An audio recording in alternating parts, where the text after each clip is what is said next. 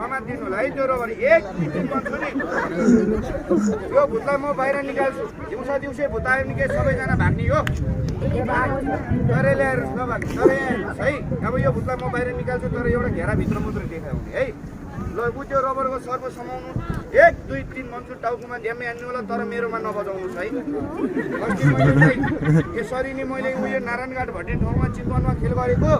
जादु देखाउँदै काठमाडौँ आउने क्रममा आउँदा एउटा दाइले कुरा नबुझेर एउटा भाटा दादी मेरो टाउकोमा हान्दै थियो तपाईँले हान्ने काम नगर्नुहोस् हुन्छ यो रबरले यो भुत्ला निकाल्दिने सबैले होइन होला है मिलेको यो बुढो बाहिर आइजो यस्तो यस्तो चुदै गर्ने कमेडी हान्दै चुदै गर्ने